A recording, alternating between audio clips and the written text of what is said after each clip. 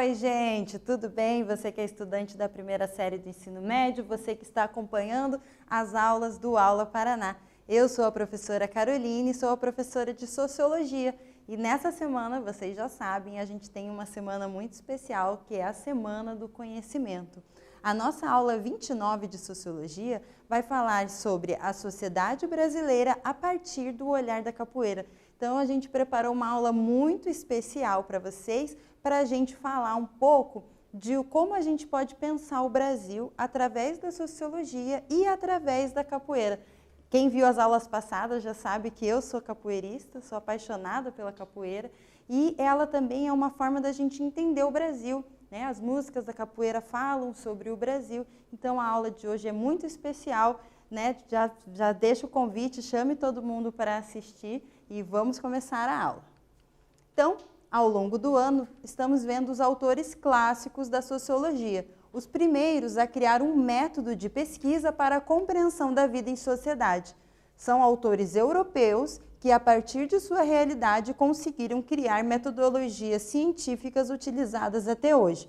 Então, vamos relembrar, né? A gente já viu o Marx, né? Vimos este último, que é o Durkheim, e na sequência a gente vai ver as aulas sobre o Max Weber. Então, esses três autores pensaram o capitalismo, a sociedade moderna, e são autores europeus a partir da sua realidade. Em aulas anteriores, já fizemos o relacionamento entre a sociologia clássica e o Brasil neste período de transição da idade para a idade moderna. Uma fonte de conhecimento sobre a sociedade brasileira neste período é a capoeira. Ela foi reconhecida como Patrimônio Cultural da Humanidade em 2004 e é a expressão da nossa identidade, da nossa formação como nação. Então, a sociologia clássica, ela pensou o mundo europeu. No máximo, ali o Weber ele vai pensar os Estados Unidos. Então, esses autores criaram métodos, formas de pesquisar e entender a realidade da sociedade a partir deste contexto. Hoje, a gente vai trazer uma proposta diferente que até eu já utilizei em aulas passadas, que é pensar a sociedade brasileira. A partir das teorias clássicas da sociologia, a gente vai pensar como o Brasil se tornou moderno, como o Brasil entrou dentro do mundo moderno, do mundo capitalista. E para contar, saber como foi esse período, como era o Brasil nesse momento de transição para a entrada do mundo moderno, a gente vai ver a própria história da capoeira, porque ela se forma nesse período, né? Quando o Brasil começa a ser formado, a colonização até a sua urbanização nos anos de 1930, ela estava presente. Então, a capoeira ela acompanha a história do Brasil e ela conta a história do Brasil, né? E em 2004, ela foi reconhecida pela Unesco como Patrimônio Cultural da Humanidade. Então, ela tem um valor para todo mundo, porque ela expressa identidade, expressa valores, né? Expressa história. Ela é muito mais do que um entretenimento ou só jogar as pernas para cima. Aqui eu trouxe uma foto lá da nossa escola de capoeira, né? Que a gente vê que a capoeira é para homem, menino e mulher, para todo mundo poder participar. É importante destacar que a capoeira, como outras manifestações da cultura afro-brasileira, não devem ser folclorizadas, isto é, simplificada, romantizada e cristalizada no tempo. A capoeira é fonte de conhecimento, identidade, história e muito mais. Enquanto cidadãos, não podemos falar de cultura e história brasileira apenas em maio e novembro, mas durante todo o ano. Então aqui, né, existem diversas manifestações culturais, mas é importante saber que a capoeira, como outros patrimônios brasileiros, não estão parados no tempo, né? Elas são dinâmicas. Hoje a capoeira está presente no mundo todo. A capoeira passou pelo Brasil colonial, Brasil imperial, república e chegou até os dias de hoje. Então ela é uma fonte de conhecimento, uma fonte de entender o mundo, de se falar sobre o mundo e foi uma maneira em que parte da população brasileira se integrou na sociedade. A gente vai aprofundar um pouco mais sobre esse conteúdo, mas é importante ver qual é a importância, a relevância da capoeira e que a gente fale desses temas da cultura afro-brasileira não só no 3 de maio, não só no 20 de novembro, porque aí, né, fica uma data folclorizada, fora da nossa realidade. A gente tem que conhecer a nossa história e trabalhar com isso durante todo o ano. Então, eu já convido para quem não conhece a capoeira, ir atrás, né, e saber, conhecer, porque essa é a nossa história. Então, hoje temos uma aula muito especial. Vamos na sede da Associação de Capoeira Angola Dobrada, a ACAD, escola de capoeira fundada por mestre Rogério, presente na Alemanha, né, onde o mestre Rogério é o coordenador, em Belo Horizonte com o mestre Irã e também em Curitiba. Tá? A ACAD em Curitiba, em 2020, ela completa 20 anos.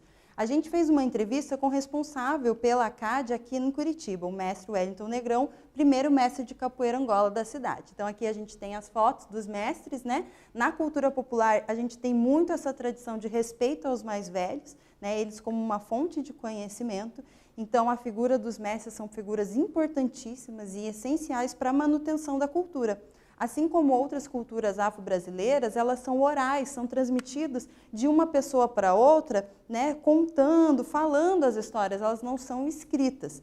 E por ser oral, não significa que elas são mais simples ou piores, é só uma maneira diferente de contar histórias. Existem histórias orais e histórias escritas. A capoeira faz essa transmissão do conhecimento através da oralidade. Então você tem que estar lá, conviver com o mestre para você conhecer e aprender e se desenvolver. Então, hoje, na nossa aula muito especial, nós fomos na sede da ACAD, da Associação de Capoeira Angola Dobrada, e conversamos com o mestre Wellington Negrão, que é o responsável aqui pela ACAD em Curitiba, e é o primeiro mestre de capoeira Angola da cidade.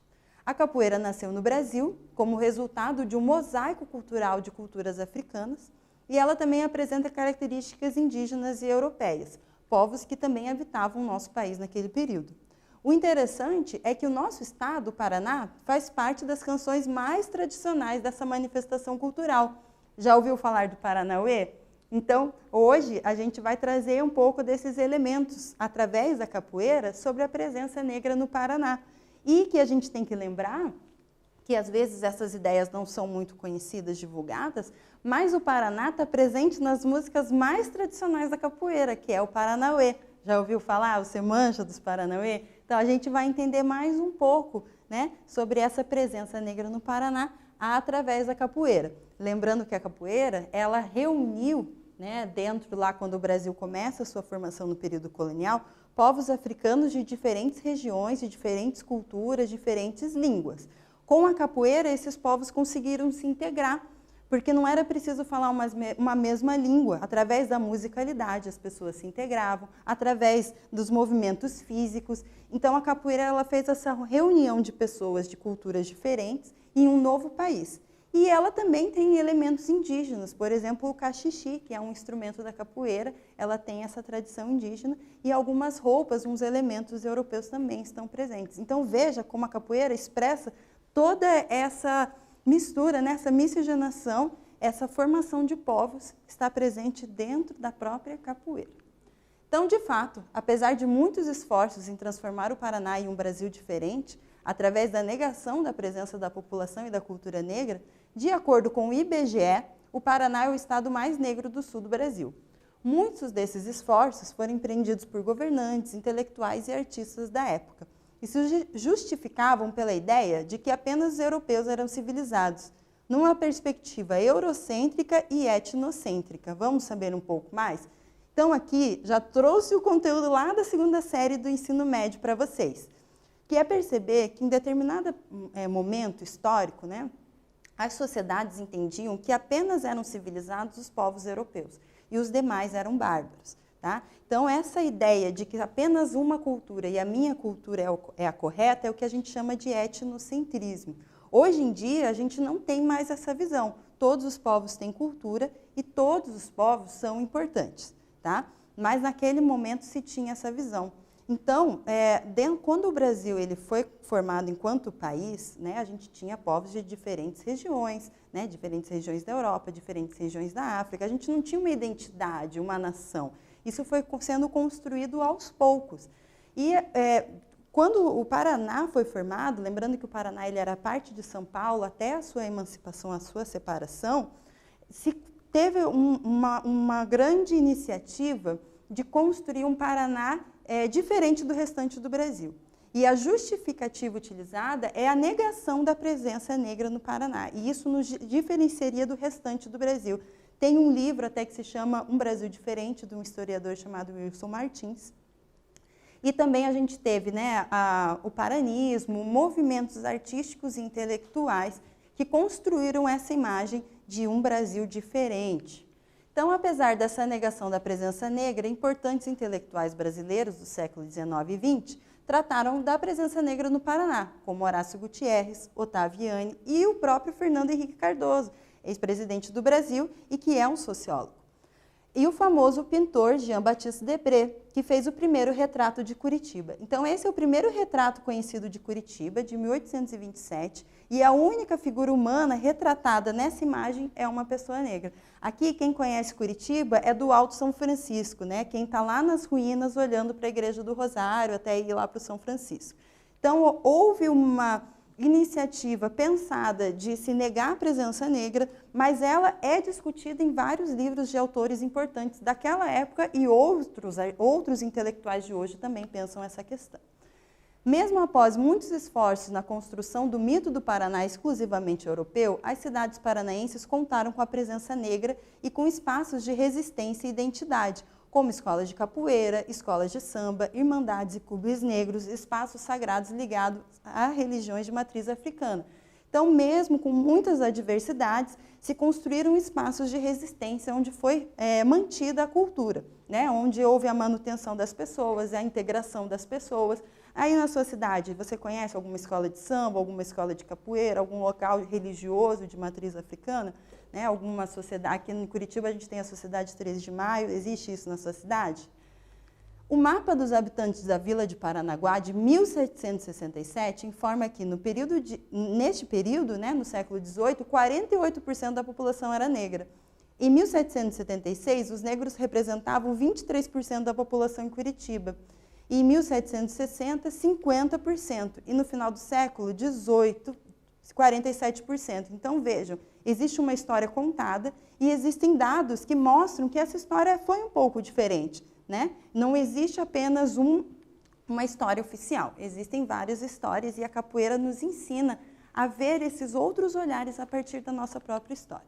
De acordo com o historiador Horácio Gutierrez, no século XIX, algumas cidades contavam com um número ainda maior. Em 1818, Castro contava com uma população negra de 52%, e Antonina com 30%. Outro fato histórico que trouxe a população negra para o Paraná foi a Guerra do Paraguai, já ouviu falar? Essas histórias são contadas, ou melhor, cantadas na capoeira. Com o objetivo de aumentar o exército, o imperador Dom Pedro II, em 1866, através do decreto 3.725, concedeu a liberdade gratuita aos escravos da nação que pudessem servir na guerra. Então, era permitida a liberdade aos escravizados se eles fossem servir na guerra. Se eles voltassem vivos, então eles seriam libertos. Conta-se que muitas vezes eles eram munidos apenas com o seu próprio corpo, então eles lutavam através da capoeira. Outro fato histórico, aqui já lemos, um dos fatores que levaram os negros à guerra era o seu envio nos lugares dos filhos dos ricos fazendeiros. Em ambos os casos, o Estado brasileiro pagava uma indenização aos senhores. Conta-se que a principal arma dos negros era a capoeira e quem sobrevivesse ganharia liberdade. Então, ao invés de mandar o seu filho, se mandava um escravizado e você ainda era ressarcido por essa perda. Então, se você busca fotos desse período, você vê a população negra presente na Guerra do Paraguai. A capoeira foi e ainda é um instrumento de sobrevivência e resistência. Hoje é um símbolo nacional, mas você sabia que ela já foi crime? No artigo 402 do Código Penal de 1890, ela, junto com outras expressões culturais e religiosas negras, foram consideradas crimes de vadiagem, né, dentro do Código Penal. E ela só sai em 1930 com Getúlio Vargas. Então, hoje ela é um símbolo nacional, mas ela já foi crime, as pessoas eram presas. E aqui eu trouxe um trecho de Curitiba, né, que contava que se as pessoas eram reunidas em bailes populares na rua, havia uma punição de açoites para os escravizados e de multa para os brancos que estivessem participando junto dessas manifestações. Então, apesar de tanta diversidade, né, a cultura negra ela resiste. Você já pensou o que seria da cultura brasileira sem a contribuição negra? E que mesmo em condições tão adversas, eles foram decisivos para a construção do país? Então, aqui eu vou deixar um exercício para vocês lerem. A ideia é fazer um júri simulado sobre o tema da contribuição da cultura negra na cultura brasileira. E agora, nós vamos para a melhor parte da aula, que vai ser a entrevista com o mestre Wellington Negrão. Para ajudar na compreensão sobre o que é a capoeira, os aspectos históricos e a importância da formação brasileira, a gente vai assistir agora essa entrevista. Então, um tempinho muito rápido para vocês irem beber uma água, chamem o pessoal e a gente já volta com essa entrevista aqui na Semana do Conhecimento. Então, mestre, a gente estava falando da capoeira dentro da sociedade brasileira, né? E que ela foi fundamental para a sociedade, né? A gente, dentro da sociologia, estuda muito como se forma a sociedade, que a mantém, e a capoeira faz parte, né? Então, ela nasce no Brasil. Ela, oriunda da África, nasce no Brasil, tá? Com os mestres da região do Nordeste, né? Na Bahia, Pernambuco e no Sudeste, no Rio de Janeiro, assim, são os maiores focos, né? Onde tem portos, né? Inclusive, a história do Paraná é interessante também porque eles saíam para a Guerra do Paraguai a partir dos portos, né?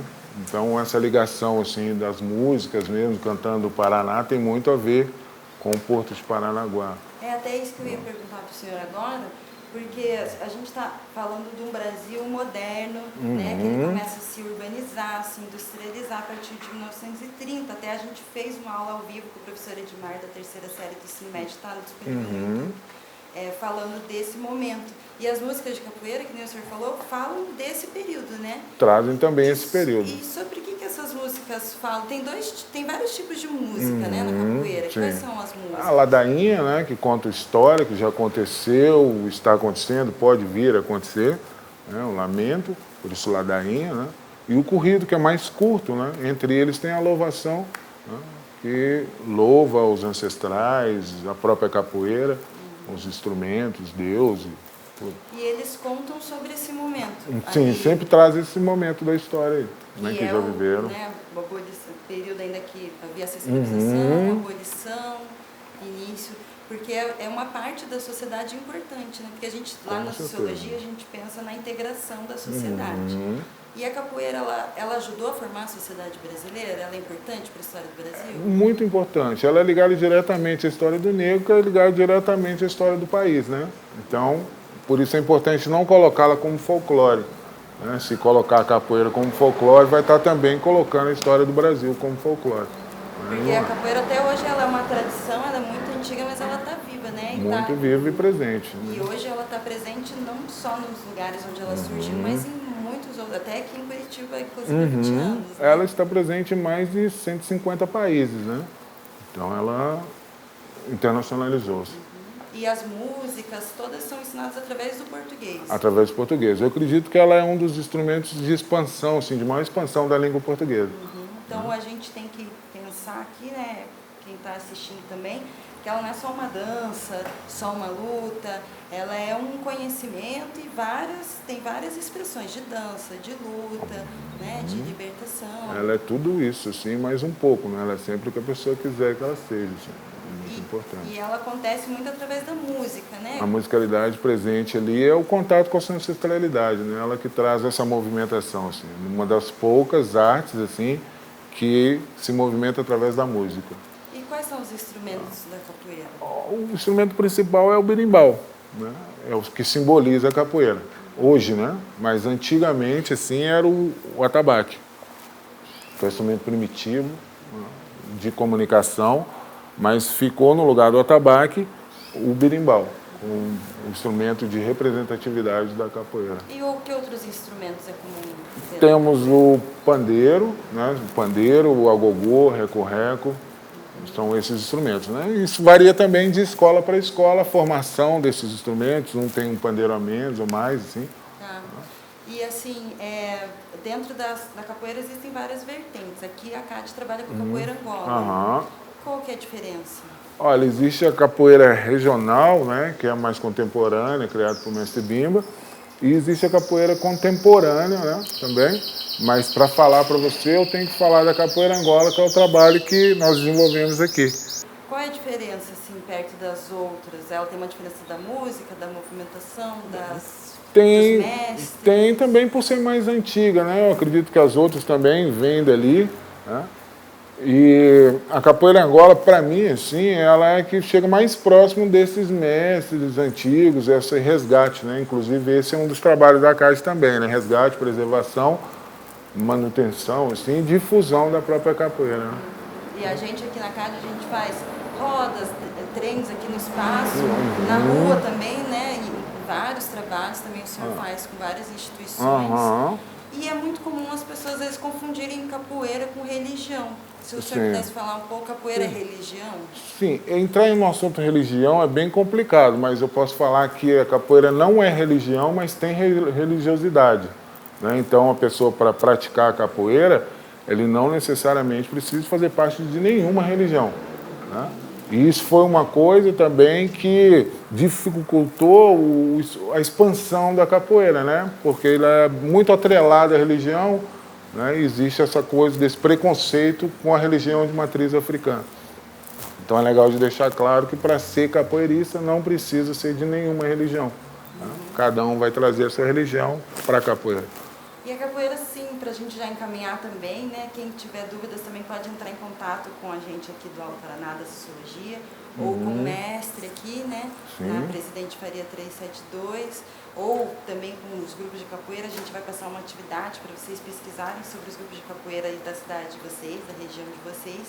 Mas a capoeira é muito antiga, ela já ganhou o prêmio, ela foi reconhecida como patrimônio da humanidade pela Unesco, mas até hoje as pessoas não conhecem muito. Por que o senhor acha que isso acontece? Devido a esse preconceito, né, com a própria religião de matriz africana, como eu já expliquei, né, é muito atrelado, então as pessoas que não conhecem trazem um certo receio, um medo até, né, de chegar até a capoeira.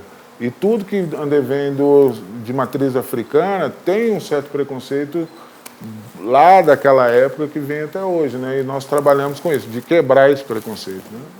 E já para a gente encerrar, eu acho que o nosso bate-papo está muito gostoso, mas queria perguntar para o senhor e também deixar o convite já, a partir da sua fala, quem pode praticar capoeira? Todas as pessoas. Ela é aberta, quem quiser todas conhecer, as pessoas. pode chegar e procurar, ela não tem restrição de idade? De idade, de corpo físico, nada disso. E os treinos as pessoas fazem juntos? Juntos, Faz parte, assim, do conhecimento de matriz africana, o mais novo e aprendendo com o mais antigo até chegar à figura dos mestres, né? Pela didática, assim, tem uma separação, assim, pela didática da própria aula, né? Mas o processo é assim, o mais novo vai aprendendo com o mais antigo até a figura do mestre. Então tá bom, a gente tem muita coisa, a capoeira ela é infinita, né? Mas a gente vai ter um papo. Eu quero agradecer ao mestre, obrigada. Obrigado a você pelo convite. Agradecer a equipe, todo mundo da Semana do Conhecimento, você que está aí nos assistindo, nos prestigiando, né? Curta aí nosso vídeo, entre em contato, né? Faça suas atividades e procure a capoeira, né? E a sociologia também, a gente vai poder fazer vários links, pensar várias coisas sobre o Brasil a partir da capoeira. Então, tanto os estudantes como os professores podem ver a capoeira como dentro da educação, né? Um mecanismo de educação, de você pensar a educação e a sociedade brasileira como um todo.